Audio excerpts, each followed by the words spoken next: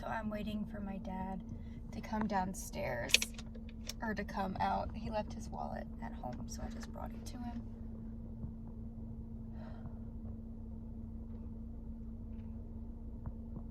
The vibes today, you know what? They probably are like my glasses, shirt, and hair.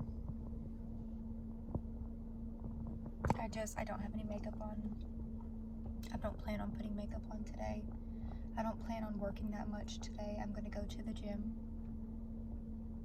But I feel like my heart and my throat are open and raw. Not in a bad way. Just in a way that things are sensitive right now. Things are very sensitive. I'm gonna check it out. So if you look at the sky, we're completely overcast.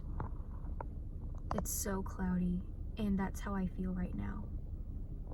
Whenever we look up at the sky and it's like this, it tells us that we may not see everything, and oh my God, I have no idea, absolutely no idea what's going to happen right now.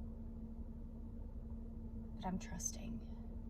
And I've looked in the mirror this morning and I finally am able to feel like my past does not define who I am right now.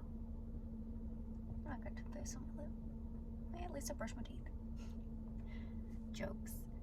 Okay, I'm going to go and I'll get back to this whenever I get to a stopping point. Hi. It's a little echoey in here. The magic wand. We're doing a card reading. I know I said I would come back to that, but honestly, I don't feel like watching that video.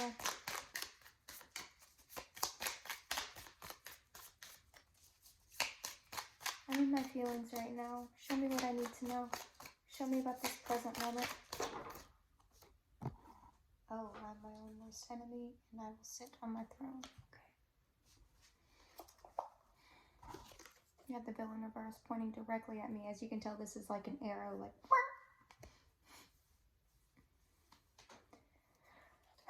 I am the villain here. And you know what? That's okay. We have to be comfortable being the villain in somebody's story. I will gladly be the villain in your story if it makes you comfortable. Gladly. But I'm not the villain in mine. I know I'm my own worst enemy here, and I know that whenever I get through this little spot, this little dip, I can go on my royal throne and I can sit there with confidence, ease, and grace. And I feel like that's something you resonate with too.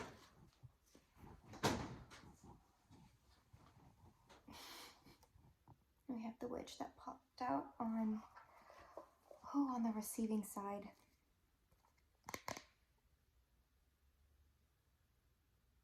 She's very powerful. She knows exactly who she is. She does not care what other people think about her. She's okay playing the villain. She's okay playing whatever role she needs to play in somebody else's story. She's not scared to be herself, even though she may be stoned or burned to death for it. There's power in that. There's power in being who you are, even though it can be super scary, even though people may want you dead.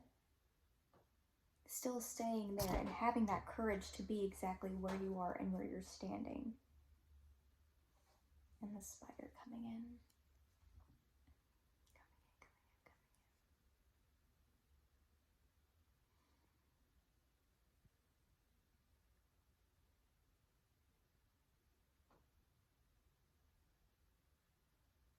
You know, it's okay to be wherever you are, and I feel like I need to tell the world something.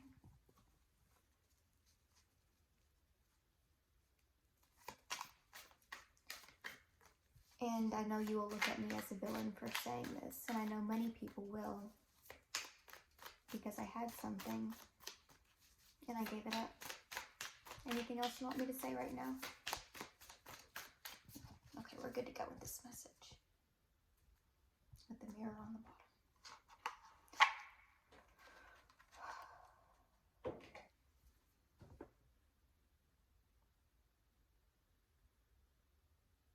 a lot of my story, a lot of my public story, especially with what has been on TV, has been about courage, standing up for yourself, understanding who you are, where you are, drawing boundaries, and allowing yourself to grow. But the thing is, that wasn't a fairy tale story. And I'm a magical being.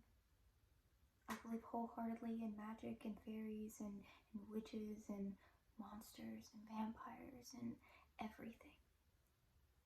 Because they exist. Some of them exist only to make us scared. Some of them exist to drain us. Some of them exist to keep us positive and remind us that there is beauty and magic everywhere in the world.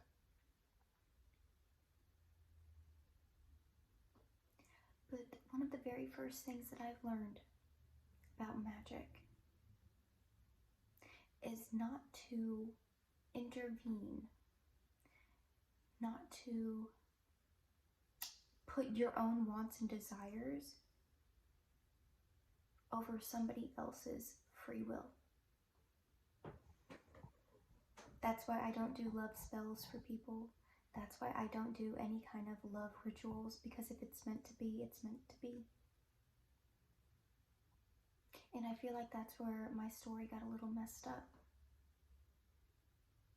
You see, I was on the verge of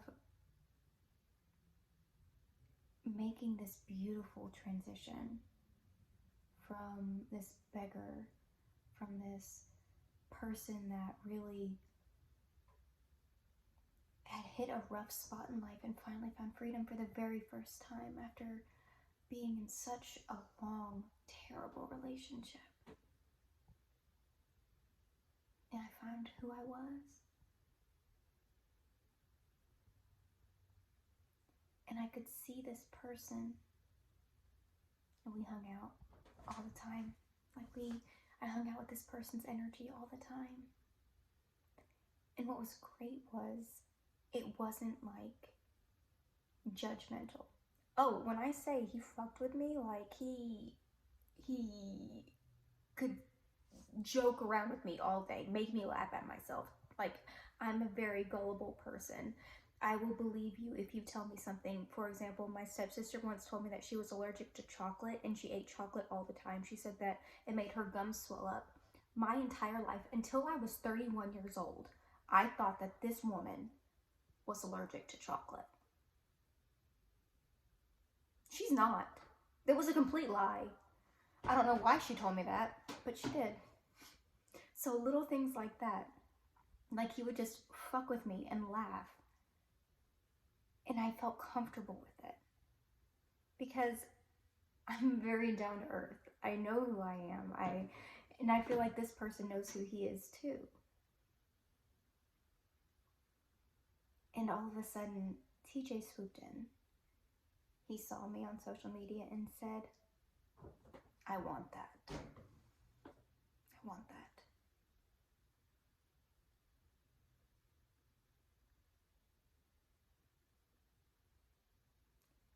And instead of letting fate fall into place, because he had messaged me and I kind of blew him off. He added me, I accepted his friend request, I deleted him, and then added him back once I realized, oh, you know, we've talked, I guess, before. We've commented, or he's commented on some of my stuff. And instead of just letting it be if it was supposed to be, he decided to intervene. He decided to manifest and be like, I'm going to take that. That's mine. But until we know exactly what we want, then we're going to get something that we don't want.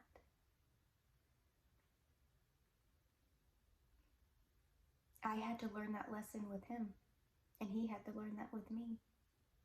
You see, if I had known exactly what I wanted, I would have been able to be with my prince from the very beginning. But I didn't. I needed to go through the lessons that I learned with him, with TJ and his family. I needed to learn about how to establish and set my boundaries in a loving and kind way. I needed to learn when it was time for me to say I need space and how to take it in a way that was healthy. I had to learn how to openly express myself, use my voice. I had to learn how to be confident in who I was, no matter what other people were saying. I had to learn a lot of things before I met this person. And there's still lessons that I'm learning. The difference is, I'm not trying to force a relationship that was never meant to be.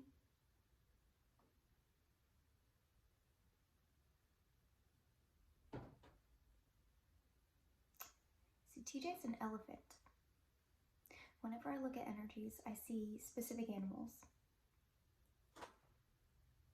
The elephant is all about loyalty, family, things of that nature. That's something that I thought I wanted. But it turns out I don't. I want somebody that matches me. And the no-faced prince that I see, the pirate prince as I call him, he's a boar. They're very strong. They're aggressive, a little bit dangerous. They symbolize wealth and prosperity, protection.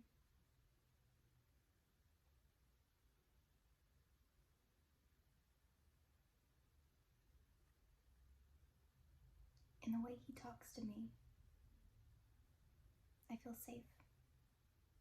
And I don't think this person is as good with words as I am.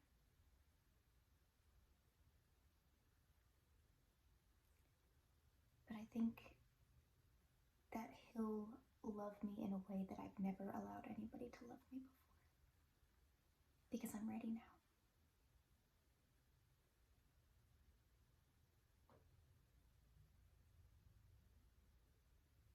And maybe it'll happen one day soon. And maybe it won't. I did hear a timeline. But you know, at this point, like I said, if it's meant to be, it's meant to be. And if it's not, then it's not. I'm ready to let it go.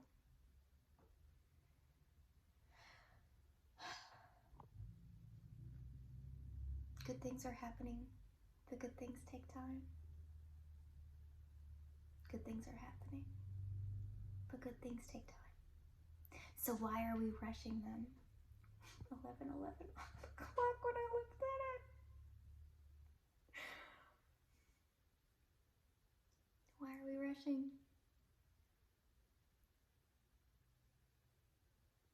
If you're desperate to have somebody in your life, why? If they don't want you, why do you want them? You're going to have something more profound and more beautiful with somebody that truly wants you. When I say wait for it, wait for it. And remember to subscribe to this if you're interested in learning more about this fairy tale journey, because I guarantee you it's like no other. I guarantee it.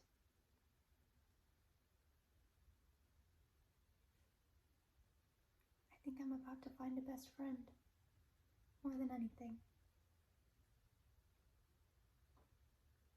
I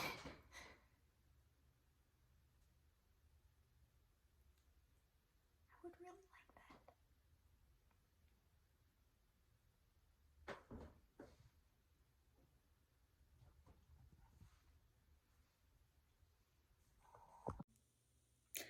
So, it is now the 30th. And I was like, where the hell is my dash cam? It was supposed to be here between the 27th and the 29th, and I don't have it. Well, I accidentally shipped it to Hannah's house instead of here. So, yeah.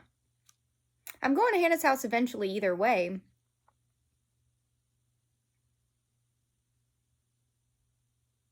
But now you don't get to see the drive from all the pretty angles.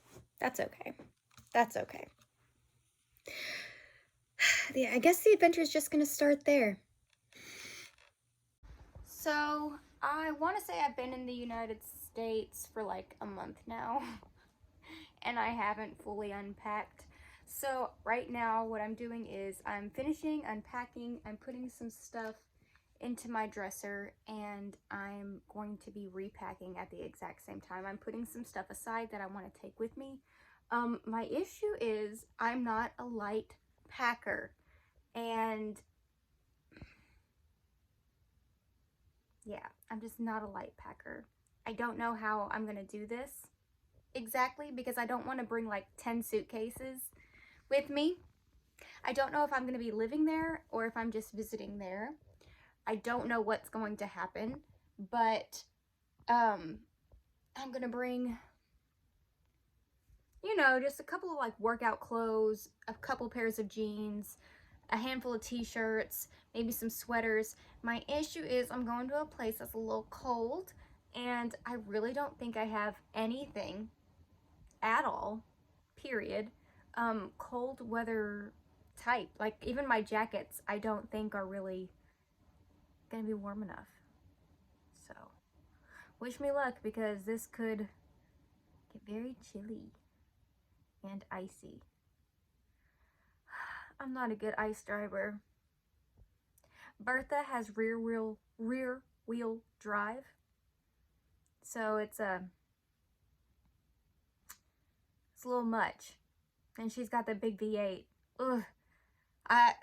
And I'm from the south. Like, we shut down if there's like a half an inch of snow. So me and ice driving is not the best combination. So picked up my car, and I don't know if you guys know about my vehicle, but Big Bertha, she got a little couple kinks in her, don't we all? But any hoozles, she, in order for, okay, when you first turn it on, you hear like this buzzing noises. It goes like, right? And in order for it to go off, you have to turn the headlights on. And after they're on for like 30-ish minutes, then you can turn it off. You turn the headlights off, and it's fine. You don't get that buzzing noise. She has to enter battery drain and whatnot. And we took it up to the shop today to get the taillights checked out because they were not turning on. And he said, if you flip the switch back and forth like 4 times, then the taillight should come on. And he said as long as that buzzing noise has stopped, then the taillights will come on and you won't have an issue. Well, I drove last night, and I did not notice that my taillights were on. I had my hazards on the entire time, which I could see, but I didn't notice that my taillights were actually on or not. Well, we tried it. We let the car run in for 30 minutes, and we can try it again when we get back. But we can try it again, but honestly, I don't see it working. I don't think it worked yesterday. I was driving around for like 2 or 3 hours before I got home, and I'm pretty darn sure that the taillights were not working then. So we're gonna have to wait a little bit longer. We're gonna try to take it up to the Ford dealership, hopefully tomorrow. Hopefully they have a spot open.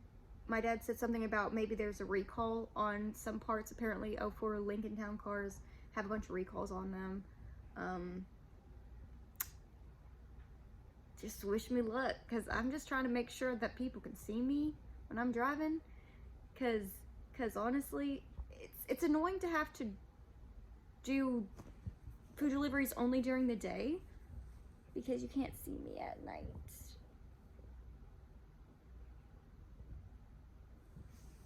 But that's okay. I'm on a time crunch though. I really am. Wish me luck. But here's Molly. Molly. Nice licking you're doing. Good job. Molly, you're the best. Good girl, Molly Wally. Get that paw. Get that paw.